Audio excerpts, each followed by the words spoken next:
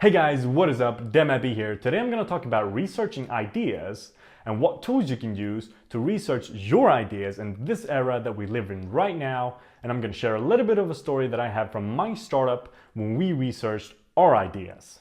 So if you have an idea or a project that you're working on that you need to research more, or a new module that you need to research more, well, this video is for you.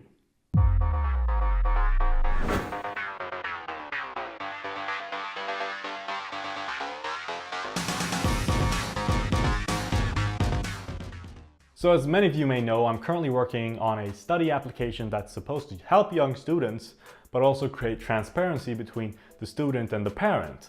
So there's a parent side of our application that we're currently researching and currently developing. And to do that, we need to have the honest opinions and the honest problems that parents have with their kids while they're young and studying. So what we're basically doing is that we're researching what problems exist between that relation during the span of, a kid being 12 to 18. And we're trying to find what problems a parent and a kid may have during those years and how we can solve that for the parents and for the kids for the better. Now, to do that, a basic option is to create like a questionnaire where you ask parents on an online form to fill in what they think about different questions that you put in that form. That's a very basic way of researching your idea and researching what you may want to build in your application. But we took this to the next level. We did something that I thought was super smart, but obvious in afterthought, but really effective.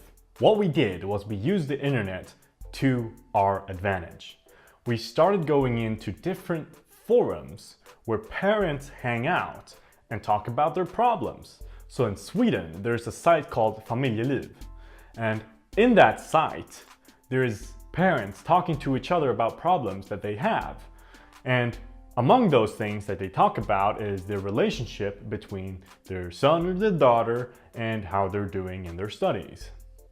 So what we basically did was that we looked for all these forum threads about the problems that the parents had with their kid when they were studying as a young teenager. So in our company, we had a quick workshop. We sat down, we browsed the web, we all found articles and threads and read them through and read the problems that were stated by the parents and also the solutions that were being presented to these parents in these threads to try and find out what the problem really is and how the parents solve it right now and how they believe they can solve it right now, to find out what we can do to make that relationship much better.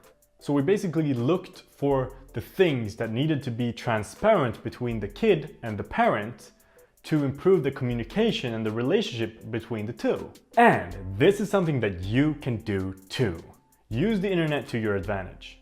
If you know that you have a very good competitor in your market that you're trying to beat right now, or you're trying to produce a new thing that's going to beat a competitor that's already out there on the market, go to different forums. See what people write, what people think. Try to get a perspective of what people are missing in the current product to build a new product that's better and more tailored to the customer that's complaining about the existing solution. If you're producing music, go to different music forums. See what people write about your genre. See what people write about popular songs within your genre. See what they like, see what they don't like. See what particular bits of different songs that they like a lot, and try to find the pattern of what is it with this specific part in this song, in this genre, that makes it so great. And do that for different songs in your genre and just keep researching on these forums and see what people think to find out what you can do, what beat you can create to really capture what your audience wants. And that's basically it for my tip on researching your idea or your project to take it to the next level. Make sure that you're being really transparent with yourself and get out there and try to get an honest opinion from your audience and from your potential customers to see what you can do for them to make them happy. So yeah, that's it for this video. If you enjoyed, leave a like below. If you have something to say about this topic, or if you found it particularly helpful, leave a comment below, let me know, or let me know what you have for tips for other startups or for my startup that I can take part of to really get to the next level. If you enjoy my content in general, please subscribe, and I'll see you guys next week. But until then, stay driven.